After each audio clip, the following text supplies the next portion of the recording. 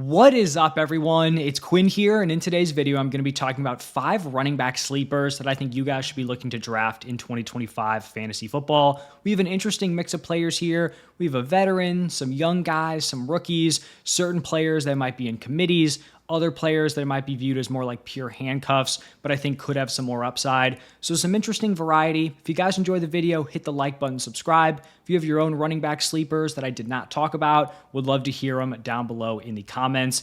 But let's dive right into my first sleeper here. And to qualify as a sleeper, I just chose running backs outside the top 40 from 4for4's consensus ADP. So we're going to start off with J.K. Dobbins being drafted as the running back 41.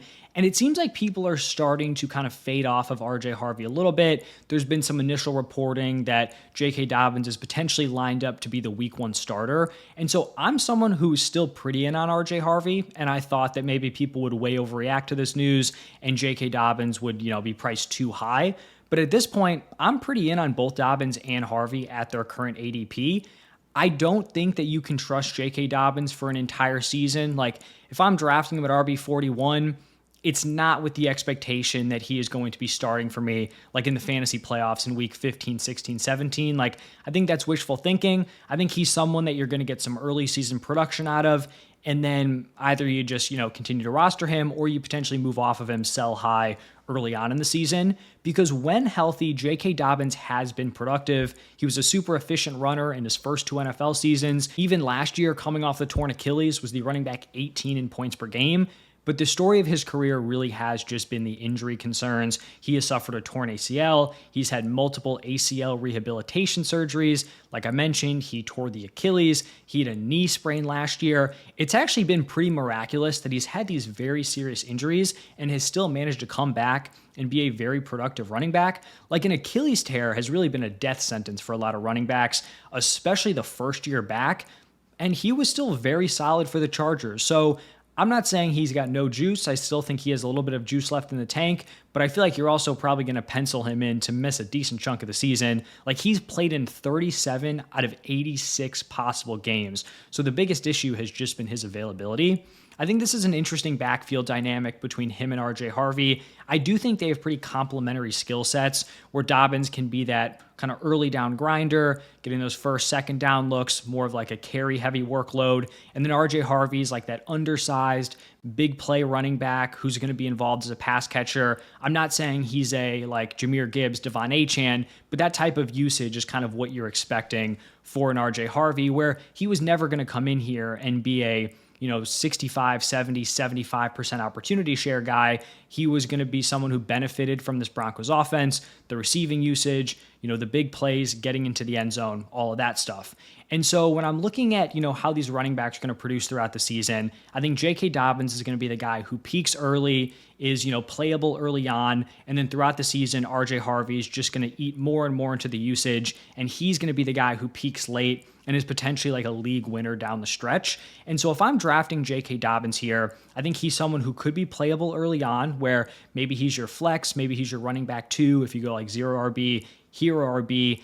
And I think there's going to be somewhat of an early trade window where he might be the starting running back in the first few weeks, and he might have like a 55, 60% opportunity share, and you could have the opportunity to move off of him. But he's also someone who I like pairing with some other young running backs that I like to draft. Like, I'm very interested in drafting a Travion Henderson, a Cam Scatterbo, a Bhayshul Tuten. These are guys who I think can be productive this season, but are probably going to peak more in the second half. And so maybe Henderson starts off in a gross split, and J.K. Dobbins is actually the guy that I'm starting early on in the season. And then as Dobbins starts to fall off, Henderson starts to emerge, and then he becomes, a more reliable starting option. And then I think still worst case scenario, even if R.J. Harvey starts off and is just like the clear RB1 and Dobbins isn't playable, he's still a handcuff in a very, very valuable backfield. So at RB41, I think it's a pretty reasonable price. Then my next sleeper, someone who I talked about, I think it was like my favorite value in each round video, it is Bhayshul Tuten being drafted as the running back 43. Actually, I also think I talked about him in the RB3s who have RB1 upside. So I'm not trying to beat a dead horse with my like breakdown of him, but I'll give you guys like the abbreviated version why I am very interested in Bhayshul Tuten. First off, he is a fun prospect, early round 4 pick. He's a top tier athlete, big play machine in college, really solid pass catcher. when you're looking for these running backs that might not be workhorses, but you think they could work their way into a committee, that's kind of the skill set you want, right? Because like that's the way you're scoring points in limited opportunities. You're catching passes, especially half point PPR, you're ripping off big plays, you're getting into the end zone. We look at the Jaguars' new head coach, Liam Cohen. He completely transformed the Buccaneers' run game last year, and a part of that was drafting Bucky Irving on day 3 and turning him into a league winner. It's tough to not see the potential upside with him doing the same thing with Bhayshul Tuten. And then this is just a wide open running back room. Now, there still is competition, Travis Etienne, Tank Bigsby, but this new regime has no loyalty to those guys, right? Like, Bhayshul Tuten is the guy that they handpicked, brought into their running back room.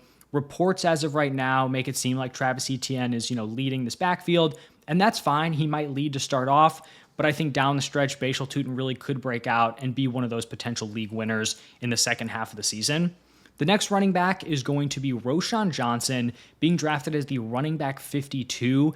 And I think when I'm just looking at the Bears running backs and where they're being drafted, at least one of these guys, I mean, specifically Swift or Roschon, is extremely mispriced at this point, right? Because there seems to be a lot of optimism about this Bears offense. They're in the top half of implied points for Vegas. You have Caleb Williams being drafted as a back-end QB1 as the quarterback 12. You have DJ Moore being drafted as a fantasy wide receiver 2. Adunze as a wide receiver 3. Colston Loveland is like a fringe tight end 1. But their RB1 DeAndre Swift is being drafted as an RB3. And I do understand the DeAndre Swift concerns, but if you're concerned about Swift, then like someone's going to have to get these touches, right? And so then Roschon probably shouldn't be drafted as the RB52. And I think sometimes people can get into trouble where they're like, well, someone has to catch passes on this team. Like if you're looking at a wide receiver room, it's like, someone has to do something, and they really don't, because at wide receiver, you need to earn the touches. At running back, though, like someone does kind of have to do something, especially on an above average offense. And so if you don't think it's DeAndre Swift, then who's it going to be, right? And right now, looking at this depth chart, if it's not DeAndre Swift, it's probably Roschon Johnson. Ben Johnson just led offenses where Jahmyr Gibbs and David Montgomery were the running back 2 and 16 in points per game. The previous season, they were the running back 8 and the running back 15. Now, obviously, I'm not comparing DeAndre Swift and Roschon Johnson, like talent-wise, to a Jahmyr Gibbs, David Montgomery backfield, but I still have confidence that Ben Johnson's going to be able to do something with this running back room. The Lions were top 7 in yards per carry in back-to-back seasons. DeAndre Swift's best yard per carry season was 5.5. That was with Ben Johnson as his first year as the offensive coordinator. PFF has the Bears ranked as the 4th best offensive line. And then I think you look at Roschon Johnson, and I feel like he has a pretty interesting skill set. He's a big running back, 6 foot, 219 pounds, but has that pass catching upside. I think worst case scenario, if DeAndre Swift is the clear running back 1, he's a really solid handcuff. And then you're just looking at the competition. RB3 is round 7 Kyle Monangai, and the running back 4 is Travis Homer. So I think Roschon Johnson has the opportunity to be a potential committee member with DeAndre Swift, work in near the goal line, get some opportunities there. It's also possible he just straight up overtakes DeAndre Swift. Like, it seems like Swift's usage overall has kind of been suspect over the last few years. The Lions kind of rode him out of town, was fine with the Eagles, really underwhelmed last year with the Bears.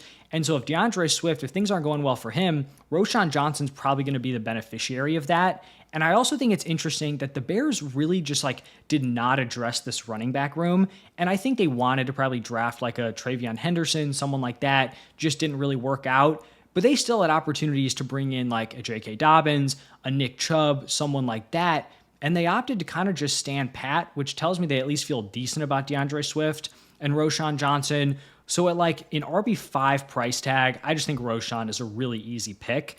Then someone going just a little bit after him, we have Dylan Sampson, the running back 56. And to be completely honest, I wasn't a huge fan of Dylan Sampson as a prospect, but I also didn't really love Quinshon Judkins. So I also wasn't sold that Judkins would just come in and be like this dominant workhorse in year 1. But this new Quinshon Judkins legal situation really opens things up for Dylan Sampson here, where Judkins has not signed his rookie deal. He won't be reporting to training camp while he deals with this, whole issue surrounding him. And this is just a massive opportunity for Dylan Sampson to emerge as the running back 1 in this backfield. Like, you were initially looking at this room, right? And it's like, not a great offensive line, projected bottom tier offense. You've got Judkins, Ford, Sampson, a crowded running back room. Now it's still not a great environment, but if it's just Sampson competing with Jerome Ford, it's a lot more appealing, right? If you are going to hit the draft button on Dylan Sampson. And the Browns felt the need to spend round 2 and round 4 draft capital on a running back. I feel like that tells you pretty much everything you need to know about how they view Jerome Ford, where if they thought Form was really solid as an RB1 or even a running back 2, you're not going to spend 2 picks in the first 4 rounds at the position. And so, like I said, it's a gross offense. Who knows what's going on at quarterback? Flacco, Pickett, Sanders, Gabriel. They have the 27th ranked offensive line per PFF, but volume is king at the running back position, and Sampson is going to be getting top 2 running back usage throughout training camp until this Judkins situation is resolved. And who knows how long that takes? Also, who knows if he gets hit with a suspension, gets put on the commissioner's exempt list. Like Dylan Sampson could be getting like running back 1 reps in week 1 of the 2025 season. Like that is in the range of outcomes. So even though I wasn't huge on him as a prospect, I think the way things have opened up for him here, he's a very intriguing fantasy pick. And then the last 2 running backs I want to talk about here, same depth chart, same team. It's going to be Blake Corum and Jarquez Hunter. Corum being drafted as the running back 59, Hunter being drafted as the running back 64. And this is kind of just me like fading Kyren Williams and in turn buying Blake Corum and Jarquez Hunter. I know Kyron's been a very polarizing player. He was polarizing last year. He's probably going to be polarizing this year. There's going to be people that are like, just look at his usage, right? Last 2 years, they force-fed him. Don't overthink it. They're going to do it again. And I'm not someone who thinks Kyren Williams is terrible. I don't think he sucks. I don't even think he's going to lose his starting job. I'm not saying it's like completely impossible that that happens, but that's certainly not like the baseline expectation that I'm operating with. But I also have a tough time just looking at all the facts and expecting him to retain the usage he saw in 2023 and 2024. The Rams just straight up did not get enough out of their run game last year, and Kyren had an 83% opportunity share. 83% of the opportunities, and the run game was not good. Running back play overall was not productive enough. Kyren Williams just comes with like 0 big play upside. He was 22nd in 15-plus yard runs, despite being 3rd in carries. He has 579 career carries. His longest career run is 31 yards. So it's just not his thing. He's not going to be that guy giving you those, chunk plays, those explosive runs. It's just not his game. I think it's clear at this point that, that is the case. He also was just not all that special as a pass catcher, and then he had fumbling issues. Fumbled 5 times, lost 3 of them. You look at the last 2 draft classes for the Rams, they've spent round 3 and round 4 picks on the running back position, Blake Corum and Jarquez Hunter. Sean McVay's talked about liking the variety, the different personnel that Liam Cohen used in his run game last year. The GM, Les Snead, has talked about the value in having a committee, running backs with different skill sets. And so I don't know how you look at all of that info, right? All those facts and think that Kyren is going to maintain his 23-24 usage. My expectation is that Kyren's going to be in like the 55 to 60% opportunity range. And then I think you're going to have Blake Corum, Jarquez Hunter kind of splitting the rest. Now, between those 2 running backs and Corum and Hunter, I think both of them have their own appeal. For Blake Corum, he had the better draft capital, went day 2, also has a full year within the Rams system, right? Like he might have built up more trust with them. But on the other side, he struggled in year 1. And also when we're talking about like different skill sets, he doesn't really have a drastically different skill set than Kyren Williams, where it's not like he's going to be this amazing pass catcher. He's also someone who's not going to have that big play upside. That's really been zapped ever since I think it was a knee injury at Michigan. So then for Hunter, he's a rookie, might not have like the goodwill built up, but he does have that big play upside that the Rams might be looking for. And so I think both of these running backs have handcuff upside.